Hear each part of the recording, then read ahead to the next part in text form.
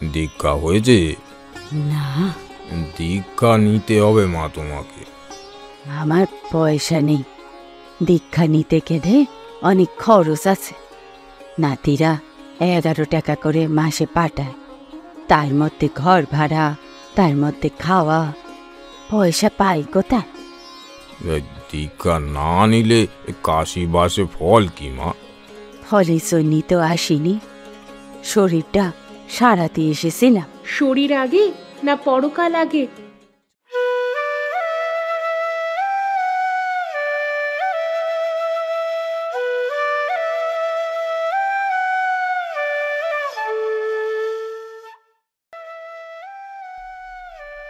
নমস্কার শ্রোতা বন্ধুরা, আমি প্রিয়াঙ্কা। বাংলার গল্পকথার আজকের নিবেদন গল্পকার বিভূতিভূষণ বন্দ্যোপাধ্যায়ের লেখা একটি ছোট গল্প, দ্রব্যময়ীর কাশীবাস। এই গল্পটি তার নবাগত নামক গল্প সংকলনে 1944 সালে প্রকাশিত হয়। পাড়াগাঁয়ের বৃদ্ধা বিধবা দ্রব্যময়ী তার সহজ সংসারপ্রিয় মনের পাশে সম্পূর্ণ বিপরীত চরিত্রের আড়ম্ব সর্বস্ব ধার্মিক নিরজার সংসার বিমুখ মন এ গল্পে এক অদ্ভুত টানাপোড়েনের সৃষ্টি করে। চলুন শুরু করা যাক আজকের গল্প, দ্রব্যময়ীর কাশীবাস।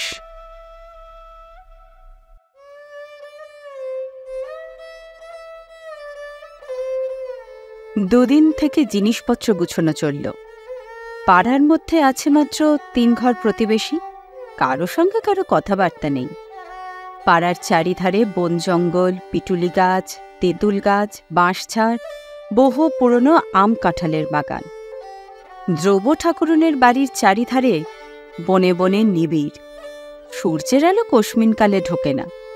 তার উপর বাড়ির সামনে একটা ডোবা, বর্ষার জলে টইটম্পুর। দিনরাত জাঁকো জাঁকো ব্যাঙের একঘেয়ে ডাক, দিনরাতে মশার বিনবিনুনি। দ্রব্য ঠাকুরনের নাতি বললে, ঠাকমা, সাবু আছে ঘরে না বাজার থেকে আনবো? দ্রব্য ঠাকুরের কণ্ঠস্বর অতি ক্ষীণ শোনাল, কারণ আজ 2 মাস কাল তিনি ম্যালেরিয়ায় ভুগছেন, পালাজ্বর। ঘড়ির কাঁটার নিয়মে তা আসবে একদিন অন্তর অন্তর, ঠিক বিকেলবেলাটিতে। দ্রব্য ঠাকুরুন পুরনো কাঁথা লেপ চাপা দিয়ে পড়বেন, হু আ করবেন, জ্বরের ধমকে ভুল বকবেন। ও বাড়ির 9 ঠাকুরুন এসে জিজ্ঞাসা করবেন জানলার কাছে দাঁড়িয়ে, বলি ও দিদি, অমন করছো কেন? জ্বর এলো নাকি? আর নব, মলেই বাঁচি, নিত্যি জ্বর, নিত্যি জ্বর। ওরে মারে, হাত পা কি কামড়ানটা কামড়াচ্ছে, একটু উঠে হেঁটে বেড়াতে দেবে না? এ কি কাণ্ড! হ্যাঁ গা। পরে মিনতির সুরে বললেন, নব, লক্ষ্মী দিদি, শীত তো আজ ভাঙল না। কাঁথা গায়ে দিচ্ছি, নেপ গায়ে দিচ্ছি, তুমি ওই বাঁশের রান্নায় পুরনো তোষকটা পেরে আমার গায়ে যদি দিয়ে দাও। চেপে ধরবো? হ্যাঁ দিদি। ধর নব, সেপে ধর, আমার হয়ে গেল। ভয় কি, অমন করো না। টেবু আসবে চিঠি পেলেই, কানু আসবে, বিন্দে আসবে, তোমার নাতিরা বেঁচে থাক। অমন সোনার চাঁদ নাতি সব, ভাবনা কি তোমার দিদি? কেউ আমাকে দেখে না নব? কেন দেখবে না দিদি? সবাই দেখবে। তুমি বেশি বকো না, চুপটি করে শুয়ে থাকো। গরু গরু উত্তর মাঠে। কোথায় গরু দিয়ে এসেছিলে? সটেক কয়লার অরণ ক্ষেতের পাশে। আচ্ছা, আমি এনে দেব এখন গরু। আমারও গরু রয়েছে জটেগোয়ালা জমির কাছেই। তুমি শুয়ে থাকো। আরও ঘণ্টাখানেক পরে বৃদ্ধা ন ঠাকরুন আবার এসে জানলায় দাঁড়িয়ে বললেন, কম্প থেমেছে দিদি? ক্ষীণ স্বরে লেপ কাঁথার ছেঁড়া স্তূপের মধ্যে থেকে জবাব এলো, গরু, আমার গরু তো। কোনো ভয় নেই, সে আমি নিচ্ছি। কম্প থেমেছে? ও, সারা বর্ষায় দ্রবময়ী এমনই ম্যালেরিয়ায় ভোগেন। তার বড় নাতি শ্রীশচন্দ্র ওরফে টেবু কাজ করে ইছাপুরে বন্দুকের কারখানায়, মেজ নাতি পাকশিতে ইবিআরে, ছোট নাতিও ওদিকে যেন কোথায় থাকে। বড় নাতি ছাড়া অন্য দুটি অবিবাহিত। বড় নাতির আবার একটি ছেলেও হয়েছে। আজ বছর ৫-৬ আগে বড় নাতি ছেলে বউ নিয়ে বাড়ি এসে দিন সাতেক ছিল। নাত বউ মনোরমা হুগলি জেলার মেয়ে, সে এখানে এসে নাক সিটকে থাকে। বাড়ি তো ভারী, মোটে একখানা চালা ঘর, হ্যাঁচার বেড়া, এমনি ধারা জঙ্গল যে দিনে মানি বুনো শুয়োর লুকিয়ে থাকে, মশার তো ঝাঁক। মা গো, কি কাদা ঘাটের পথে, এখানে কি মানুষ থাকে নাকি? মনোরমার খাড়ার মতো নাক আরো উঁচু ও তীক্ষ্ণ হয়ে ওঠে। 7 দিন পরে যুবমেয়েকে নাতির ছেলে খোকনমণির মায়া কাটাতে হয়। তার চোখের জলে বুক ভেসে যায়। ন ঠাকুরনকে বলেন, সুদে সুদ, অসে কি মিষ্টি, তা তোমাকে কি বোঝাবো নব? দ্রবময়ীর আকুল ক্রন্দনের মধ্যে যে কতকালের পিপাসিত প্রতীক্ষা সুদূর ভবিষ্যতের দিকে নিষ্পলকে চেয়ে আছে, স্বামীহীন বন্ধা বিধবা ন ঠাকুরন তা বুঝতে না পেরে কেমন অবাক হয়ে যায়। হয়তোবা ভাবেন, দিদি সবই বাড়াবাড়ি। ন ঠাকুরন আপনার জন কেউ নয়, পাড়ার পাশের বাড়ির প্রতিবেশিনী মাত্র। বছরের মধ্যে গড়ে 3-4 মাস দুই বৃদ্ধার মধ্যে কথাবার্তা বন্ধ হয়ে যায়, মুখ দেখা দেখি থাকে না। তবুও ঝগড়া কেটে গেলে পাড়ার মধ্যে একমাত্র ন ঠাকুরনই যুবময়ীকে দেখাশুনো করেন সবচেয়ে বেশি। জ্বরে শয্যাশায়ী হয়ে থাকলে তার গরুটাও নিজের গরু দুটোর সঙ্গে মাঠে বেঁধে দিয়ে আসেন। একটু সাবু হয়তো করে নিয়ে আসেন, অন্তত জানলায় উঁকি মেরে 2-একটা কথাও বলেন। কিন্তু এবার দ্রবময়ী যেন ভোগছেন একটু বেশি। আষাঢ় মাসের প্রথম থেকে জ্বর শুরু হয়েছে, মাঝে মাঝে প্রায়ই ভোগেন। শরীর দুর্বল হয়ে পড়েছে, ঘোর অরুচি তার উপর। পালা জ্বরে ধরেছে আজ মাসখানেক। সন্ধ্যার দিকে দ্রবময়ী লেপ তোষক ফেলে ঝেড়ে উঠলেন। পালা জ্বরের কম্প থেমে গিয়েছে। জ্বর যদিও এখনো যায়নি, মুখ তেতো, মাথা ভার, শরীর ঝিমঝিম করছে। ডাক দিলেন, নব, গরু এনেছ দিদি?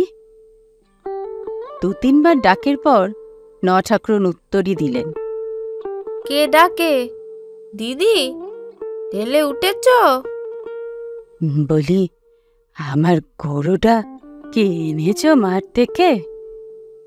হ্যাঁ হ্যাঁ, গরু গরু করেই মরলে শেষকালটা। জ্বর ছেড়েছে? ছেড়েছে ছেড়েছে।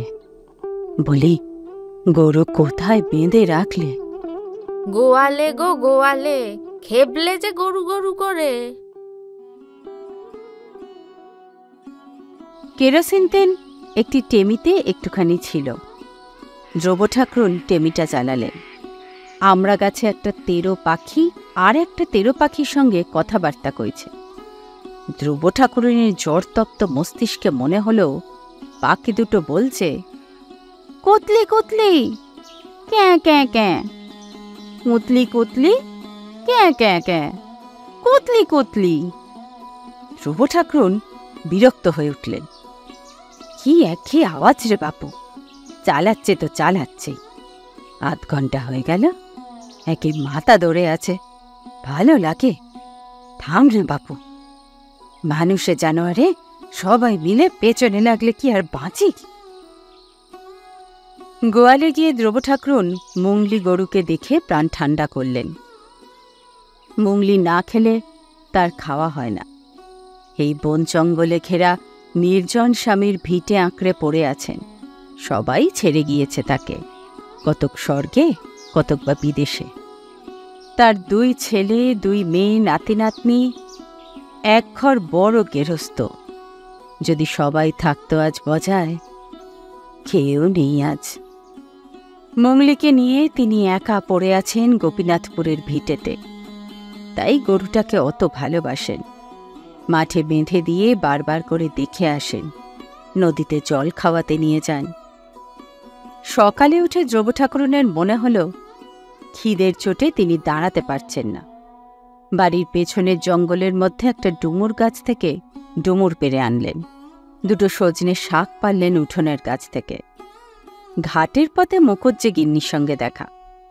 মুখুজ্জে গিন্নির ছেলে কটি লেখাপড়া শেখেনি, গাঁজা খেয়ে বেড়ায়। ধ্রুব ঠাকুরনের কটি নাতি চাকুরে। এজন্যে ধ্রুব ঠাকুরনের প্রতি তার অন্তরে অন্তরে হিংসে বেশ। জিজ্ঞেস করলেন, জ্বর হয়েছিল নাকি শুনলাম খুড়িমা? হ্যাঁ মা, আজ 2 ভাত রাঁধব, তাই সকাল সকাল ঘাটে যাচ্ছি। আর মা, তোমার তো থাকতেও নেই। অমন সব নাতি নাতনি থাকতেও তোমার এই দুর্দশা, সবই কপাল। অর্থাৎ 2 চাকুরি নাতি আছে বলে তোমার গুমর করবার কিছু নেই। তুমি যে তিমিরে সেই তিমিরে। নদীর ঘাটে যাবার পথে দুধারে শুধু বন আর বাগান। কোনো বাগানে বেড়া দেওয়া নেই। ঘন আশাওড়া ও বন চালতে গাছের ডালপালা স্নানার্থীদের গায়ে লাগে বলে 2-1 সূচিপাইগ্রস্তার বিধবা পথের নিতান্ত পাশের ডালগুলো হাত দিয়ে ভেঙে ভেঙে রেখেছেন। ধ্রুব ঠাকুরন বনের মধ্যে ঢুকে উঁকি মেরে কি দেখছেন। এমন সময় মুখুজ্জেদের সেজ বউ পেছন থেকে বললেন, কি দেখছেন ও খুড়িমা? হে, খয়ের খাগি কাঁঠাল গাছটাতে কাঁঠাল আছে কিনা। 1-8টা মা, একটা গাছ কাঁঠাল। সব বনেশেদের জন্যে যদি মা তার কিছু করে উঠল, নিজে থাকি অসুখে পড়ে। কে কাঁঠাল নিলে খুড়িমা? কে নিয়েছে? আমি কি চৌকি দিতে গিয়েছি বসে বসে? এই পাড়ার মধ্যে চড়িতে সার, দেখ তোর না দেখ মোর। সব বনেশে কলিকালে কি ধম্ম জ্ঞান আছে মা। চলুন খুড়িমা, ঘাটে যাই। ধ্রুব ঠাকুরুন বকতে বকতে ঘাটের দিকে চলেন। স্নান সেরে এসে 2 আলো চাল ফুটিয়ে ডুমুরে চচ্চড়ি করে ভাত বেড়ে নিয়ে খেতে বসেছেন। এমন সময় দেখলেন বাড়ির পেছনে কাগজি লেবু গাছটার তলায় কি খসখস শব্দ হচ্ছে। ধ্রুব ঠাকুরুন হাঁক দিলেন, কে রে লেবু তলায়?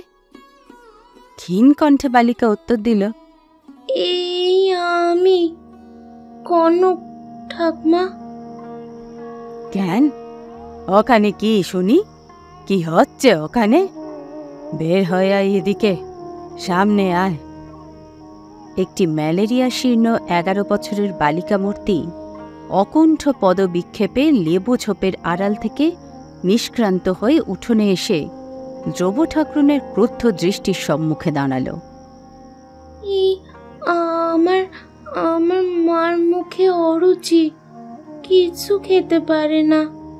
তাই গিয়ে বললে, যা তোর ঠাকুরমার নেবু গাছ থেকে একটা নেবু।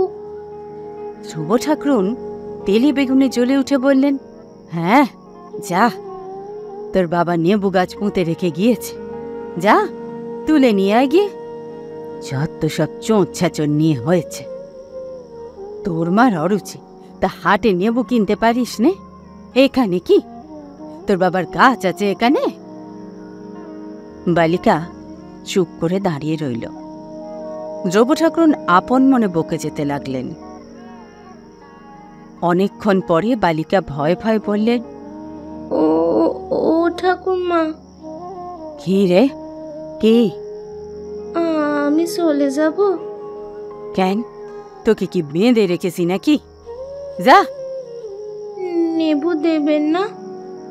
ধ্রুব ঠাকুরন চুপ করে আপন মনে বড় বড় কয়েকটি ভাতের গ্রাস মুখে পুরে দিলেন। বাঁ হাতে ঘটি নিয়ে ঠকঠক করে খানিকটা জল খেয়ে অপেক্ষাকৃত নরম সুরে জিজ্ঞেস করলেন, তোর পরনের কাপড় কাঁসা? ওই কলসিটা থেকে আমাকে একটু খাবার জল গড়িয়ে দে দেখি। মেয়েটি তাই করল। দ্রব্য ঠাকুরুন বললেন, অরুচি কেন? তোর মার কি ছেলে পিলে হবে নাকি? তা তো জানি নে ঠাকমা। যা নিয়ে যা, তবে একটার বেশি নিবি নে, বুঝলি? দ্রব্য ঠাকুরুন খেয়ে উঠে মাদুর পেতে একটু শুয়েছেন। এমন সময় মুখুজ্জে বাড়ির বড় ছেলে অতুল এসে বললে, ও ঠাকমা, শুয়েছেন নাকি? হ্যাঁ। কে? অতুল? কি ভাই? আপনার পিটুলি গাছ আছে? কলকাতা থেকে দেশলাইয়ের কারখানার লোক এসেছে গায়ের পিটুলি আর শিমুল গাছ কিনতে। আপনার যদি থাকে বেশ দর দিচ্ছে। না বাপু, আমার নেই। কেন? আপনার বাড়ির পিছনে হরিরায়ের দরুন জঙ্গলে তো বেশ বড় বড় পিটুলি গাছ আছে। না, আমি বেচব না। আসলে দ্রব্য ঠাকুরুনের গাছপালার উপর বড় মায়া। স্বামীর আমলে যা কিছু যৎসামান্য জমি জমা তা প্রায়ই জঙ্গলাবৃত্ত এবং বড় বড় বাজে গাছে ভর্তি। জ্বালানি কাঠ হিসেবে বিক্রি করলেও এ কয়লার দুর্মূল্যতার দিনে 2 পয়সা পাওয়া যায়। কিন্তু গাছের একটা ডাল কাটতেও তার মায়া। না খেয়ে কষ্ট পাবেন, তবুও গাছ বিক্রির কথা তুলতেও দেবেন না। একজনের শুঁয়ো পোকা লাগাতে সে ডুমুর পাতা পাড়তে এসেছিল, কারণ ডুমুর পাতা দিয়ে শুঁয়ো লাগা জায়গাটা ঘষলে শুঁয়ো ঝরে যায়। কিন্তু দ্রব্য ঠাকুরুন তাকে ডুমুর পাতা পাড়তে দেননি। হয়তো এটা অতিরঞ্জিত গল্প মাত্র, তবে এর দ্বারা তার মনের অবস্থা অনেকটা বোঝা যাবে। বৈকালের দিকে দ্রব্য ঠাকুরুন বেশ ভালোই বোধ করলেন। পাড়ার এক প্রান্তে জঙ্গলে ঘেরা বাড়ি, বড় কেউ এদিকে বেড়াতে আসে না। এক ঠাকুরুন ছাড়া কেউ উঁকি মেরে বড় একটা দেখে না। দ্রব্য ঠাকুরুন কিন্তু লোকজন, আড্ডা, মজলিস প্রভৃতি ভালোই বাসেন। কেউ এসে গল্প করে, এটা তার খুবই ইচ্ছে। কিন্তু ওবেলা সেই বালিকাটি ছাড়া বিকেলে আর কেউ এলো না। সেও এসেছে নিজের স্বার্থে। ঠাকুরমা, একটা নেবু দেবেন? কেন রে কেন? ওবেলা তো ও বেলার নেবু ও বেলা পুড়িয়েছে, এ বেলা একটা দরকার। মা বললে। আচ্ছা, আয় উঠে বস একটু। বালিকাটি অনিচ্ছা সত্ত্বেও এসে বসে, নয়তো লেবু পাওয়া যায় না। বুড়ির কাছে বসতে তার ইচ্ছা হয় না। তার সমবয়সী বালিকারা রায়পাড়ার পুকুর ধারে এতক্ষণ ফুল তোলাতুলি খেলা আরম্ভ করে দিয়েছে।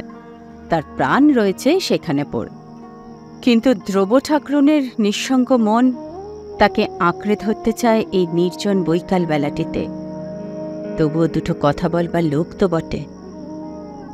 দ্রব্য ঠাকুরুন আপন মনেই বকে চলেছেন। নাত বউয়ের মন্দ ব্যবহারের কথা, নাতির ছেলে খোকনের অলৌকিক গুণাবলী, ছোট নাতি পরেশ তাঁকে কিরকম ভালোবাসে, এই ধরনের নানা কথা শুনতে শুনতে ক্ষুদ্র শ্রোতাটির হাই ওঠে। সে করুণ স্বরে বলে, ঠাকমা, মা সাবু সরিয়ে আমায় বললে নেবু নিয়ে আয়। বেলা গেল। হচ্ছে হচ্ছে, তারপর শোন না। মা বকবে, নেবু নইলে সাবু খেতে পারবে না। আচ্ছা শোন, তারপর খোকনমণি সেই পেয়ারা তো খাবেই, কিছুতেই সারে না, আর মাও দেবে না। অত হেজন্দা গ্রামে ওর মা। আমি বলি, বউ সাসে খেতে এক টুকরোকে দেও। তা আমায় বললে, আপনি চুপ করে থাকুন, আপনি কি বোঝেন ছেলে মেয়ে মানুষ করার? একালের মাও অন্যরকম, আপনাদের সেকাল কি এসে? আমি জানি নে ছেলে মেয়ে মানুষ করতে, তবে তুই তোর বর পেলি কোথা থেকে রে আবাগের বেটি? আচ্ছা, আমি এবার যাই ঠাকমা, নেবু একটা। আচ্ছা, তা জানি একটা নেব। শুনলি তো সব কাণ্ডখানা, দিদি শাশুড়ি বড় মন্দ। এমন সময় বাড়ির বাইরে একখানা গরুর গাড়ির শব্দ শোনা গেল। খুকি কৌতূহলে চোখ বড় বড় করে বললে, ও ঠাকমা, কে যেন এলো গাড়ি করে, তোমার ওই তুঁততলায় গাড়ি দাঁড়ালো। বলতে বলতে ধ্রুব ঠাকুরনের মেজ নাতি নীরদচন্দ্র দুটি ভারী মোট দুহাতে ঝুলিয়ে বাড়ি ঢুকে ডাক দিলে, ও ঠাকমা। ধ্রুব ধর্মর করে উঠে দাঁড়িয়ে একগাল হেসে বললে, কানু, আয় আয় ভাই, ভালো আছিস? কানু এসে মোট নামিয়ে পিতামহীকে প্রণাম করলে। বালিকাটির দিকে চেয়ে বললে, এ হরি কাকার মেয়ে কনক না? ও মা, কত বড় হয়ে গিয়েছে। ভালো আছিস কনকি? নে দাঁড়া, একখান গজা নিয়ে যা। পুঁটলি খুলে মেয়েটির হাতে একখানা বড় গজা দিতে সে নিঃশব্দে হাত পেতে নিয়ে দাঁড়িয়ে রইল। বড় মোটটার মধ্যে আরও কি কি জিনিস আছে দেখবার আগ্রহে। তাদের বাড়িতে এমন কেউ নেই যে বিদেশে চাকুরি করে, নিতান্তই অল্পবিত্ত গৃহস্থের সংসার। চাকুরে বাবুরা বাড়ি আসবার সময় কি কি অপূর্ব জিনিস না জানি নিয়ে আসে।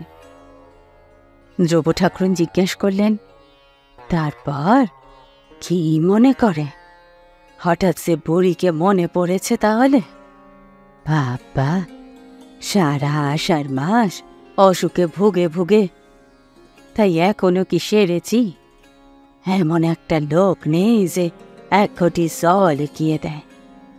ওই নবস এলো, তাই এত সিটি দিলাম, না এলো টেবু, না এলো বিন্দে, না এলে তুমি।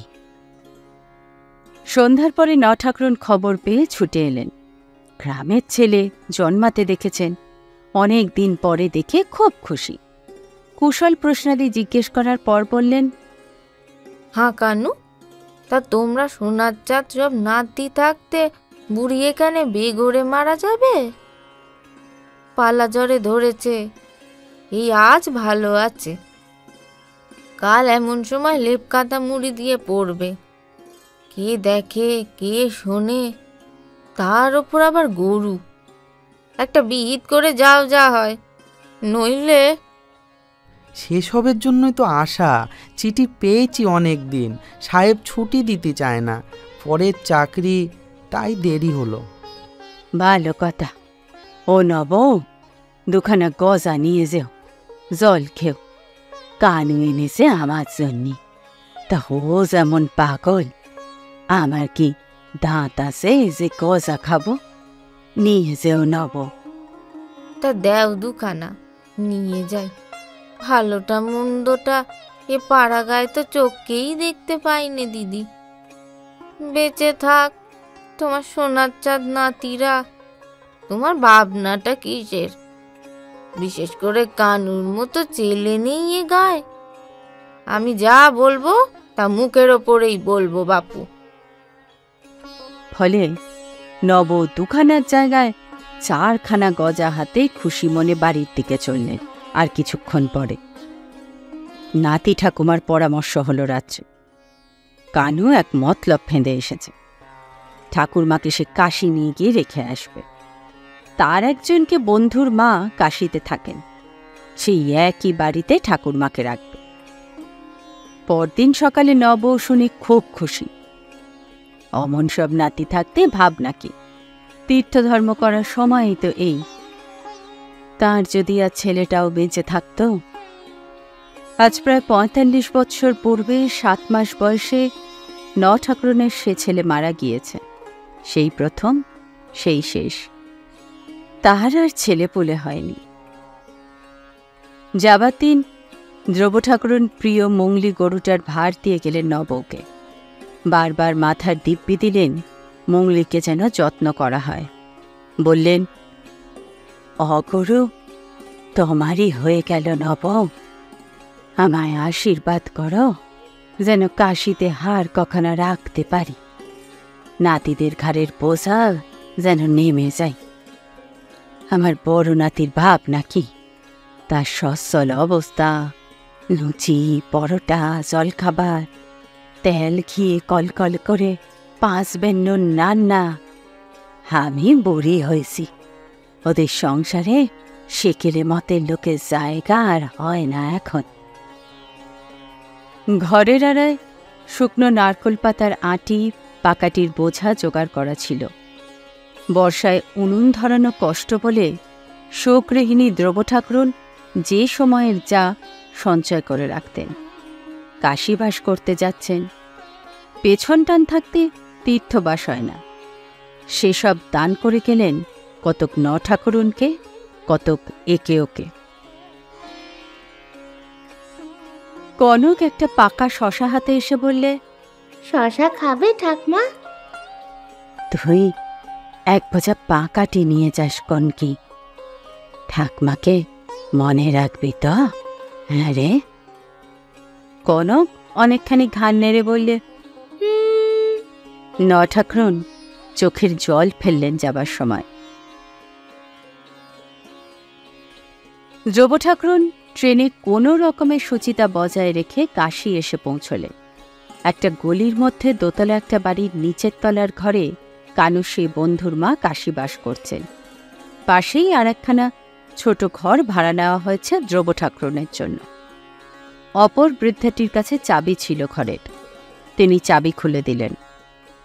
ধ্রুব ঠাকুরুন নিজের জিনিসপত্র নিয়ে সেই ঘরে অধিষ্ঠান হলেন। ধ্রুব ঠাকুরুন ঘণ্টাখানেকের মধ্যেই সভয় আবিষ্কার করলেন তার প্রতিবেশিনী নদে জেলার লোক।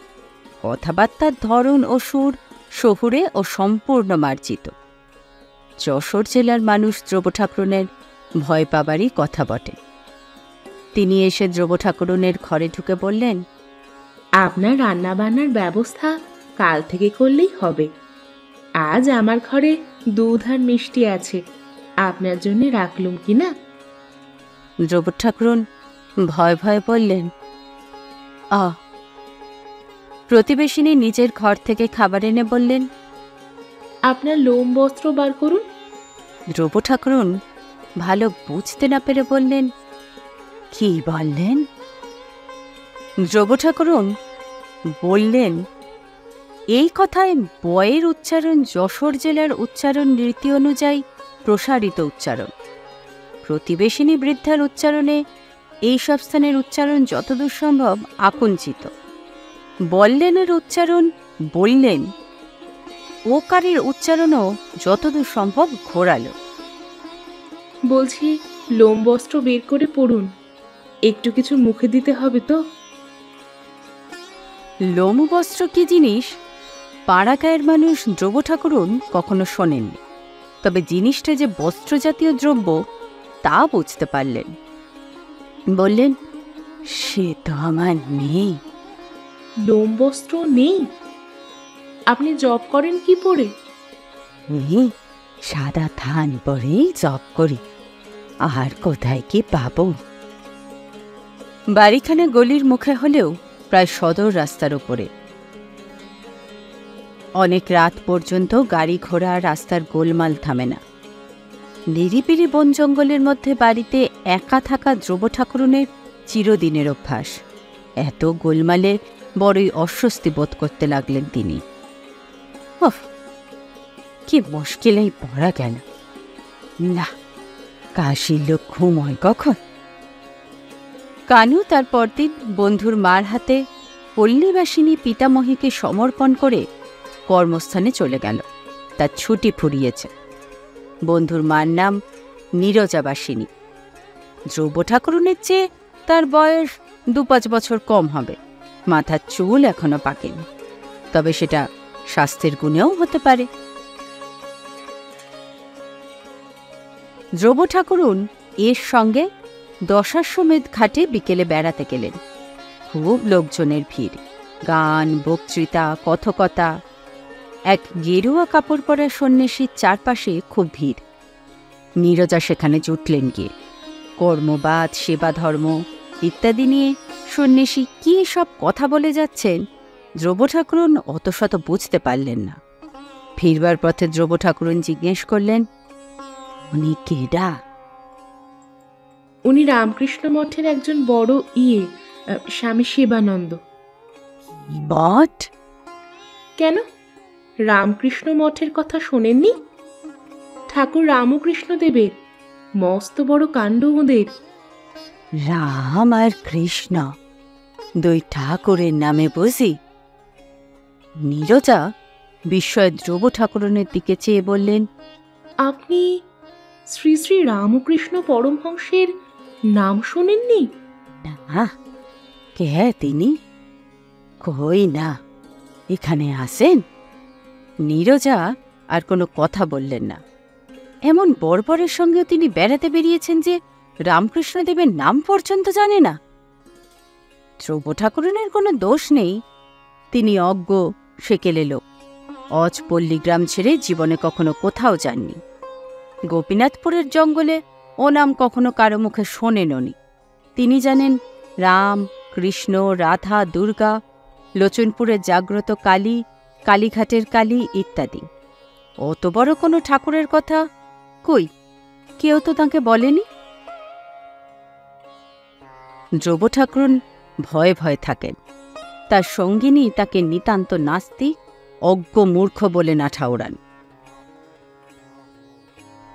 দিন কয়েক যেতে না যেতেই ধ্রুব ঠাকুরন বুঝে নিলেন সঙ্গিনীটি ধর্মবাতিগ্রস্তা, সাধু সন্ন্যাসীর ভক্ত। যদি কোথাও নতুন ধরনের সাধু মন্দিরে কি ঘাটে বসে আছে, তবে আর নিস্তার নেই। সেখানে বসে অমনি গরুরের মতো হাত জোর করে বকবক বকুনি চুড়ে দেবে। আর কি সব জিজ্ঞেস করবে, কর্মফল কি, পুনর্জন্ম কি, হেন তেন। রাস্তাঘাটে বেরুলে ঘণ্টার পর ঘণ্টা কেটে যায়, বাসায় ফেরবার নামটি নেই। এত বিরক্ত ধরে ধ্রুব ঠাকুরনের, কিন্তু তিনি কি করবেন? কাশীর রাস্তা চেনেন না, একাও বাসায় ফিরতে পারেন না সঙ্গিনী না ফিরলে। একদিন বিশ্বনাথের মন্দিরে সন্ধ্যা আরতি দেখতে গেলেন দুজনেই। সেখানে এক সন্ন্যাসিনী নাট মন্দিরে বসে আছেন, গেরুয়া কাপড় পরনে, মাথায় জটা। অনেক মেয়েছেলের ভিড় সেখানে হয়েছে। নীরজা তো সাধু সন্ন্যাসী দেখলে সর্বদা এক পায়ে খাড়া, চারিপাশের ভক্তের দলে গেল মিশে তাকে নিয়ে। ধ্রুব ঠাকুরন শুনতে লাগলেন কেউ জিজ্ঞেস করছে, মাইজি, ঠাকুরের দেখা পাওয়া যায়? কেউ বলছে, মাইজি, আমার মেয়ের মাদুলি দেবেন তো আজ? আজ আমার হাতখানা দয়া করে দেখবেন কি? নীরজা জিজ্ঞেস করলেন, মাইজি, আমার ভক্তি হচ্ছে না কেন? ধ্রুব ঠাকুরন শুনে মনে মনে হেসে আর বাঁচেন না। সর্বদা সাধু সন্ন্যাসী নিয়েই আছো, এখানে প্রণাম, ওখানে ধন্যা, 2 ঘণ্টা ধরে নাক টেপা। এতেও যদি তোমার ভক্তি না হয়ে থাকে, গঙ্গা জলে ডুবে মরো কি? ঠং দিকে আর বাঁচি নে, মরণ আর কি। তারপর সবাই চলে গেল।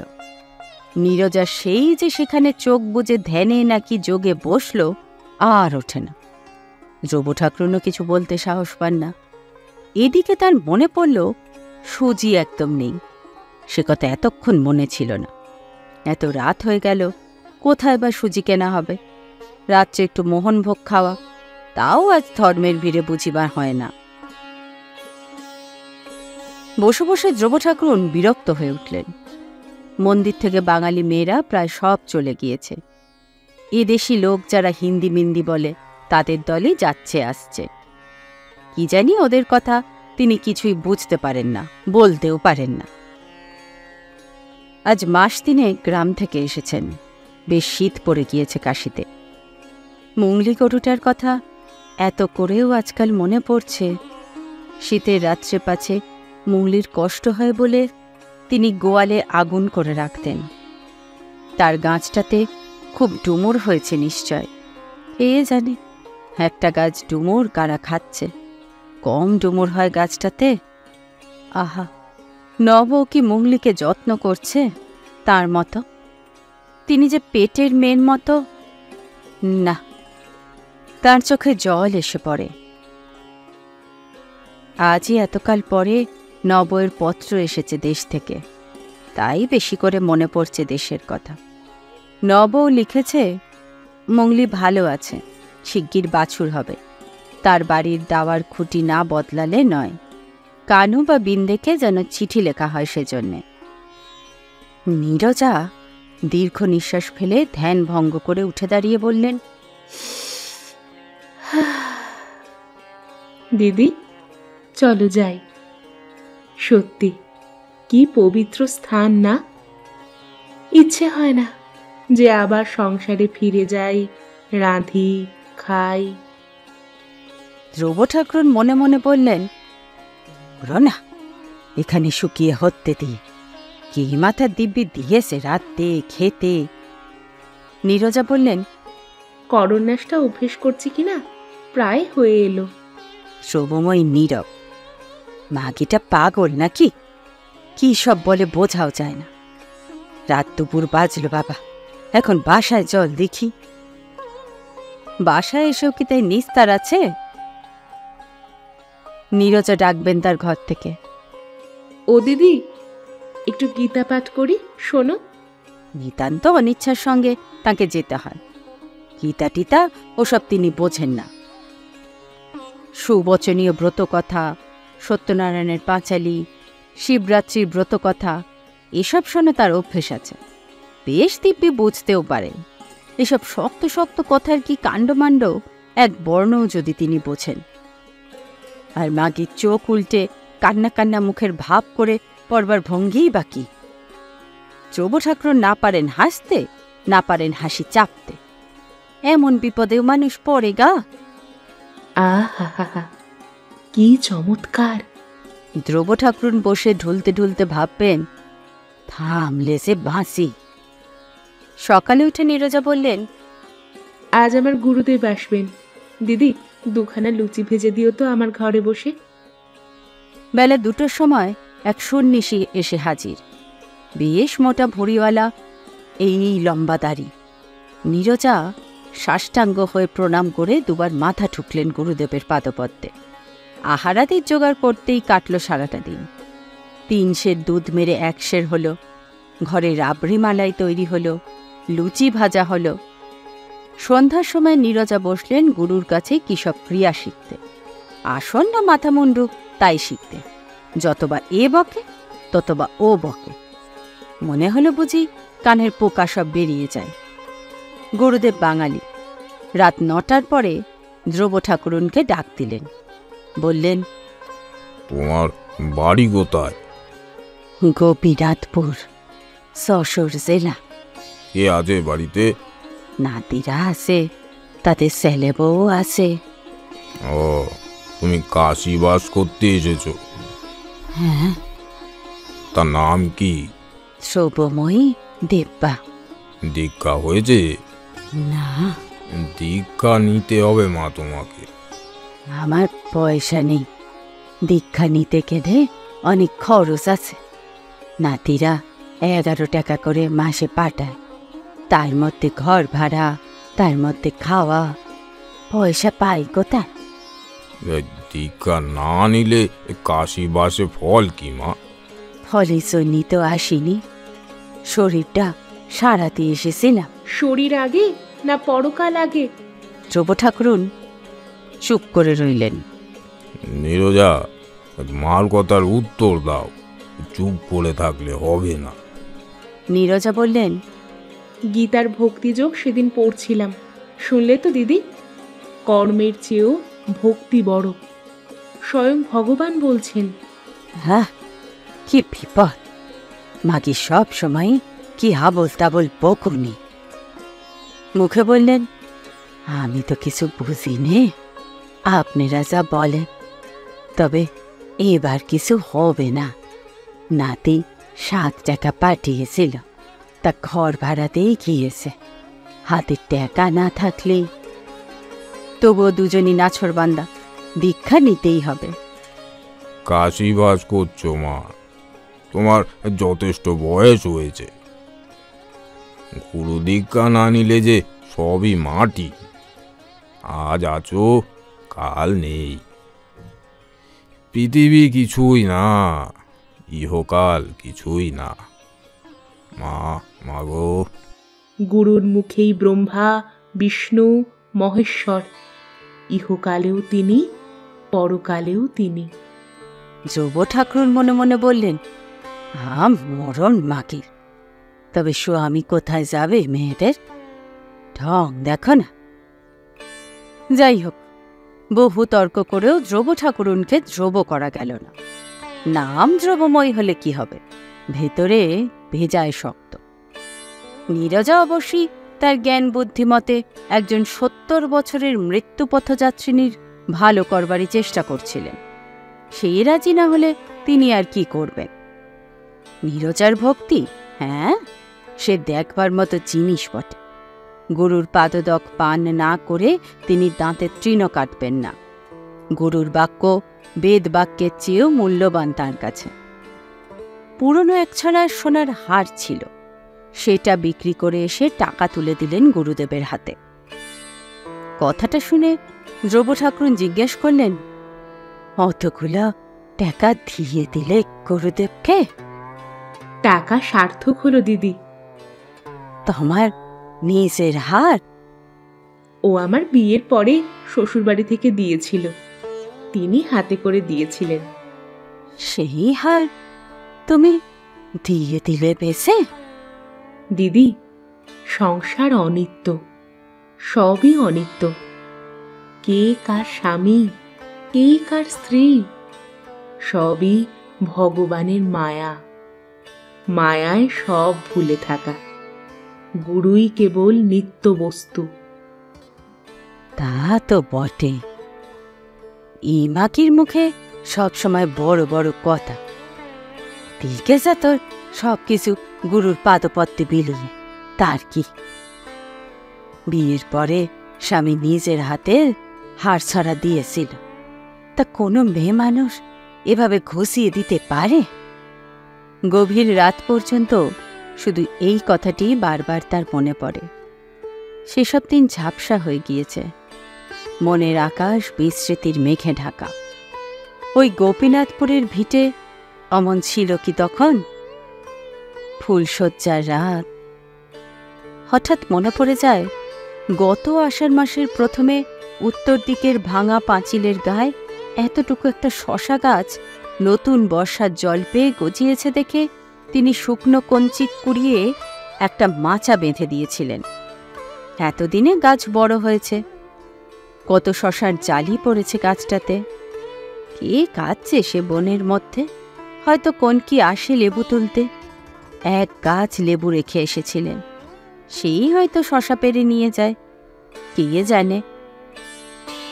হঠাৎ হঠাৎ কি একটা কুস্বরে ধ্রুব ঠাকুরুন চমকে ওঠেন। নীরজার ঘর থেকে শব্দটা আসছে। মাগি, এত রাত্রে করে কি? হুস হুস করে অত জোরে দীর্ঘ নিঃশ্বাস ফেলছে কেন? ঘুমের ঘরে মুখ চাপা লাগলো নাকি? ধ্রুব ঠাকুরুন ডাকলেন, সঞ্জা, অগ, কি হয়েছে? অগ। ডাকছেন কেন দিদি? বলি, অশব্দ কিসের? কুম্ভকে রেচনপূরক অভ্যেস করছি। অনেক রাত ভিন্ন হয় নাকি না, ঠাকুর তাই বলে গেলেন।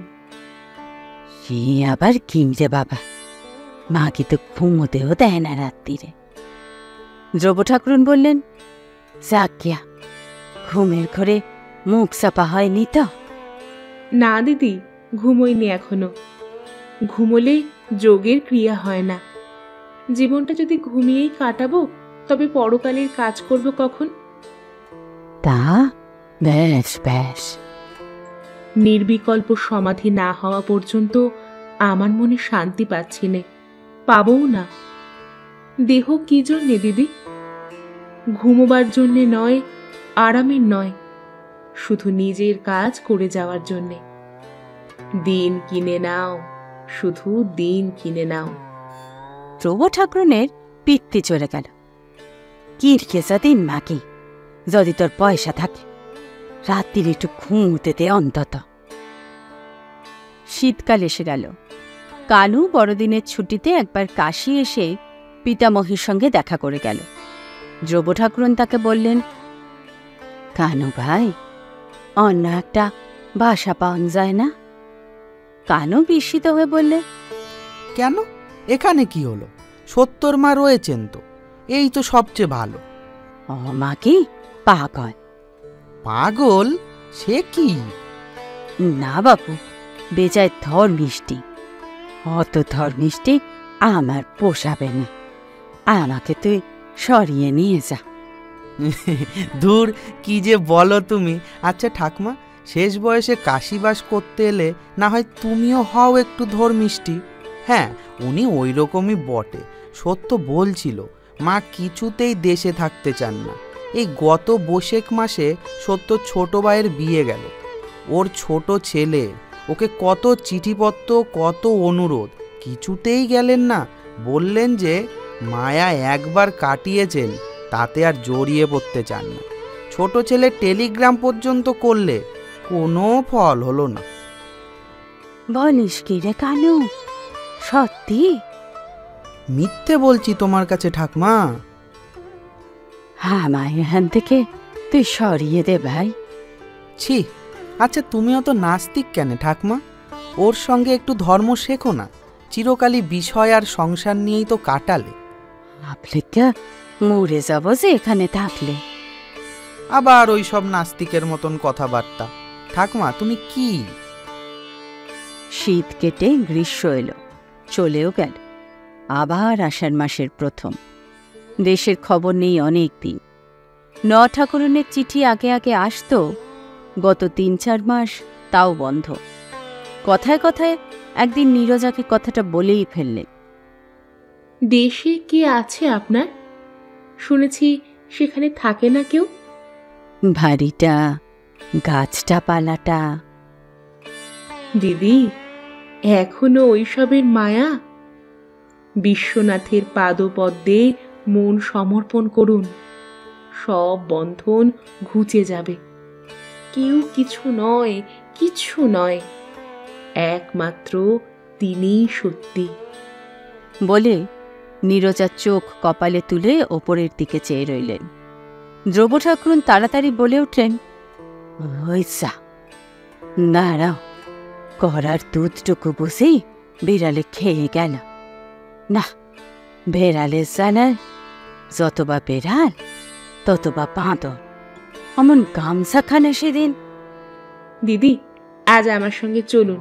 কেদারঘাটে কাশীখণ্ডের ব্যাখ্যা করবেন উপিন কথক। শোনবার জিনিস। কাশীতে এসে কাশীখণ্ড শুনতে হয়। আমার শরীর ভালো না, আজ থাক, তুমি যাও। নীরজা নাছরবান্দা। অবশেষে নিয়ে গেলেন ধ্রুব ঠাকুরুনকে। কেদারঘাটে এর আগেও ২-৩ বার ধ্রুব গিয়েছেন সত্যর মার সঙ্গেই।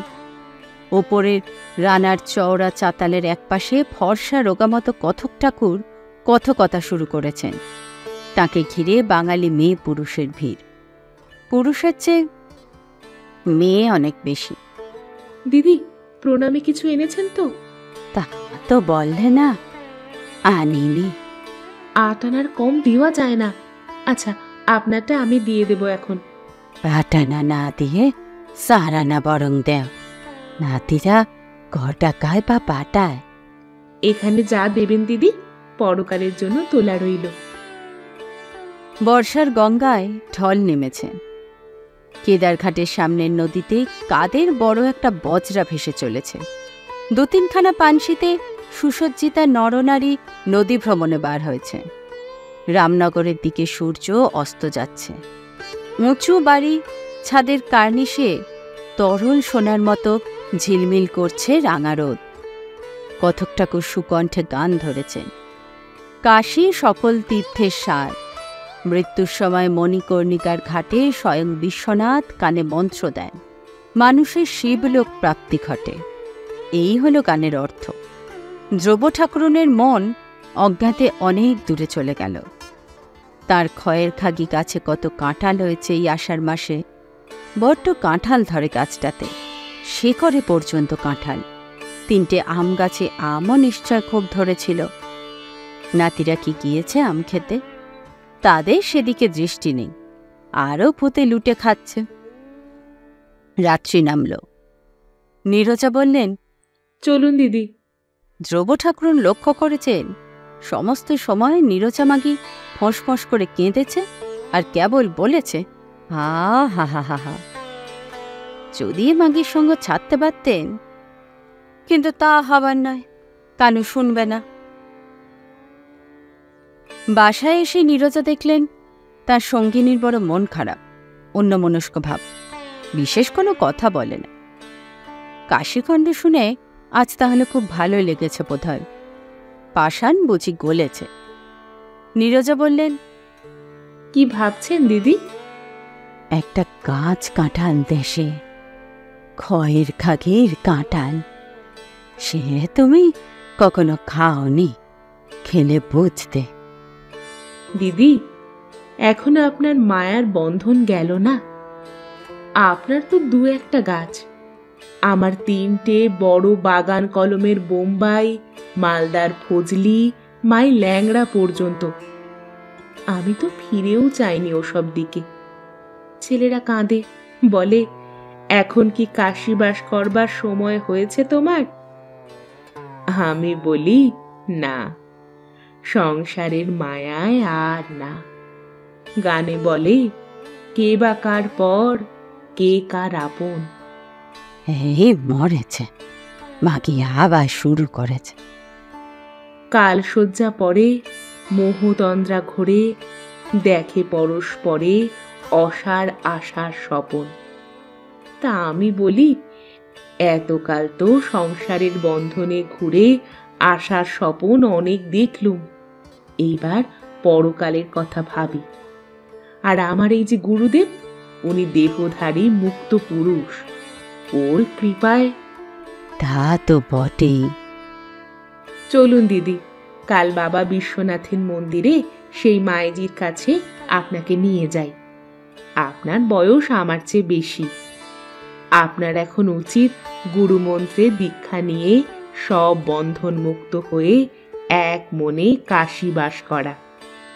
আমাদের আর কদিন দিদি, সমন্ত দৌড়ে দাঁড়িয়ে সব রকম তো দেখলুম শুনলুম। আমার মন্ড করল, মাগির কথার আবার ধরন শোনো না। ভাটপাড়ার ভট্টাচার্যি এসেছে, মুখে বললেন, মঙ্গলি বলে একটা গাই গরু ছিল আমার, বড্ড নেওটা, যেখানে যাব সেখানেই যাবে। আমার হাতে না খেলে তার পেট ভরত না। এই বেশ কষি কষি বাঁশ পাতা এনে মুখে দিতাম তুলি। আর আবার ওই সব কথা আপনার মুখে? জড় ভরতের কথা জানেন তো? অত বড় জ্ঞানী, পূর্বজন্মের এক হরিণের মায়ায় তার সব গেল। ভগবানের চিন্তা করুন, ভগবানের চিন্তা করুন, সব মিথ্যে, সব মিথ্যে। ধ্রুব ঠাকুরুন কোনো কথা বললেন না। তার ওর কথা একেবারেই ভালো লাগে। মাকে যেন কি কি বলে, কি করে। মাকির এমন পাষাণ যে ছোট ছেলের বিয়েতে বাড়ি গেল না, মুখ দেখতে আছে ওর। ছি! সারা রাত্রি স্বপ্নের ঘোরে দেখলেন তার গোপীনাথপুরের ভিটেতে চালাঘরের ছাঁচতলায় ম্লান মুখে ছলছলে চোখে তার মুরলি দাঁড়িয়ে রয়েছে। নবও তাকে যত্ন করছে না, বুড়ি হয়েছে মুংলি, তেমন দুধ তো আর দিতে পারে না। মুংলিকে তিনি তার মায়ের পেট থেকে টেনে বার করে এতকাল নিজের মেয়ের মতো পুষেছিলেন। তিনি নেই, কে ওকে দেখে? কাঁঠাল হয়েছে বটে খয়ের খাগি গাছটাতে, এত কাঁঠাল 3-4 বছরের মধ্যে হয়নি। তিনি নাইতে যাচ্ছেন নদীতে, মুখুজ্জিগিন্নি বলছেন, হ্যাঁ গো খুড়িমা, এবার তোমার গাছে কি কাঁঠাল ধরেছে? তা আমায় একটা দিও তো, তোমার নাতিদের খেতে দেব। খড় উড়ে উড়ে পড়ছে বাড়ির চাল থেকে। কানু বা বিন্দে দেশে যায়নি, ঘরও সারায়নি। এবার বর্ষায় কি টিকবে চালে খোঁচি না দিলে? কনক বলছে, ঠাকমা, একটা লেবু দেবা? আমার মার মুখে অরুচি হয়েছে, কিছু খেতে পারে না। সকালে উঠে নীরজা নিজেই গঙ্গা স্নান করে এসে সপাক অবিশ্বান্ন চড়িয়েছেন। এবং প্রতিদিনের অভ্যাস মতো ইষ্টমন্ত্র জপ শেষ করে গালবাদ্য সহকারে শিব পূজা করছেন।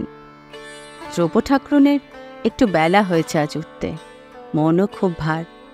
তার আপনার জন পড়ে রইল, তার মুংলি, তার খয়ের খাগি গাছটা, তার ডুমুর গাছ, আর তিনি কোথায়? আরও এই মাগির জ্বালায় নীরজার গাল বাদ্য থামল। দ্রৌপ ঠাকুরনকে বললেন, আজ বড় সুখবর পেলুম দিদি। গঙ্গা স্নানে গিয়ে গুপ্তিপাড়ার সৌয়ের সঙ্গে দেখা। সেও আমার মতো কাশিবাস করছে বাঙালি টোলায় থেকে। বললে গুরুদেব আসছেন সামনের সোমবারে। হরিদ্বার থেকে ফেরবার পথে আমার এখানে পায়ের ধুলো দিয়ে তবে যাবেন। সইও একই গুরুর কাছে মন্ত্র নিয়েছে কিনা। আজ বড় শুভ দিন আমার। গুরুর পাদপদ্ম আশ্রয় করেই বেঁচে আছি। এবার এলে আপনাকে দীক্ষা নিতেই হবে দিদি, আমি ছাড়ব না। গুরু দীক্ষা না হলে দেহ পবিত্র হয় না। ভবসাগর পার হতে হলে গুরুর চরণরূপ ভেলা চাই আগে, নইলে হাবুডুবু খেয়ে মরতে হবে যে দিদি। দ্রৌপ ঠাকুরন বললেন, তা তো ঠিক, তা তো ঠিক। গুরুদেবের আগমনের পূর্বেই শনিবার সকালের গাড়িতে কানু এসে হাজির হল। দ্রৌপ ঠাকুরন নাতির কাছে কেঁদে পড়লেন, তুই আমায় গোপীনাথপুরে নিয়ে চল ভাই, আমার আর কাশিবাসে কাজ নাই। বাবা বিশ্বনাথ মাথায় থাকুন। ও মাগির কাছে হাত 2 মাস থাকলে আমি পাগল হয়ে যাব। ফলে সোমবার কাশীতে গুরুদেবের শুভাগমনের দিন দুপুরের ট্রেনে দ্রৌপ ঠাকুরন দেশের স্টেশনে তার বোঁচকা তরঙ্গ নিয়ে নাতির সঙ্গে এসে নামলেন। ঠাকুরন শুনে ছুটে এলেন, ও দিদি, দিদি। নব, আমার মুগলি ভালো আছে? ভালো নেই দিদি, ওঠে না, খায় না। তোমার যাওয়ার পর থেকেই গোয়ালে শুয়েই থাকে। সে আমার মন বলছে ভাই, তুমি কি বলবে? তাকে রাত্রিরে স্বপ্নে দেখেই তো আর টিকতে পারলাম না, চলে এলাম। কানুরে বললাম, নিয়ে চল ভাই গোপীনাথপুর, মাথায় থাকুন বাবা বিশ্বনাথ। মুংলি কোথায়? ওকে কষি বাঁশ পাতা খাওয়াবো নিজের হাতে, স্বপ্ন দেখেছি। একটু পরে নব দড়া ধরে মুংলিকে নিয়ে এলেন। সত্যি তার সে চেহারা নেই। সব কাজ ফেলে দ্রৌপ ঠাকুরন ছুটে গিয়ে তার গায়ে মুখে হাত বুলিয়ে আদর করতে লাগলেন। মুংলির চোখে জল পড়ে, তাঁরও চোখে জল পড়ে। ঠাকুরন বললেন, আর জন্মে ও তোমার মেয়ে ছিল দিদি, আর জন্মের মায়ার বাঁধন। রক্ষে করো নব, তুমিও বড় বড় কথা বলতে শুরু করলে নাকি সেই মাগির মতো? মুংলি এ জন্মেই আমার মেয়ে, আর জন্ম টন্ম সেরি দাও। কে মাগি? কার কথা বলছো? সে বলবো এখন সব। হাঁপ সেরে বেঁচেছি দেশে এসে। বাবা, ঠাকুমাকে নিয়ে আর পারা গেল না। এমন নাস্তিক কাশী প্রাপ্তি অদৃষ্টে থাকলে তো। নব, বলো, আমার এই ভিটেতেই যেন তোদের সকলের কোলে শুয়ে সকলের কাছ থেকে বিদায় নিয়ে যেতে পারি। কাশী প্রাপ্তিতে দরকার নাই, এই ভিটেই আমার গয়া কাশী। তিনি এই উঠানের মৃত্তিকেতে শুয়েছিলেন ওই তুলসী তলায়, আমাকেও তারা ওখানে। আঁচলের খোঁট দিয়ে দ্রৌপ ঠাকুরন চোখের জল মুছলেন। বেলা যায় যায়।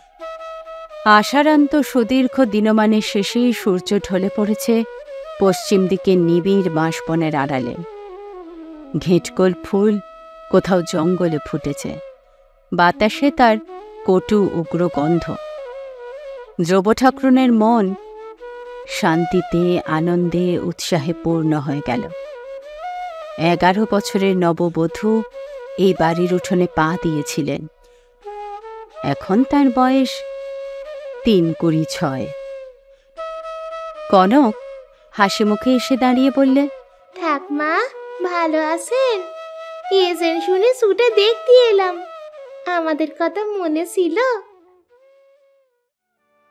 শুনছিলেন বিভূতিভূষণ বন্দ্যোপাধ্যায়ের ছোট গল্প দ্রব্যময়ীর কাশীবাস। গল্পটা ভালো লেগে থাকলে লাইক, কমেন্ট ও শেয়ার করুন। বাংলা সাহিত্যের এরকম আরও গল্প শুনতে অবশ্যই সাবস্ক্রাইব করুন আমাদের চ্যানেলকে। পরবর্তী গল্পের নোটিফিকেশন পেতে বেল আইকন প্রেস করতে ভুলবেন না কিন্তু। আজ আসি বন্ধুরা, ভালো থাকবেন, ভালোবাসায় থাকবেন।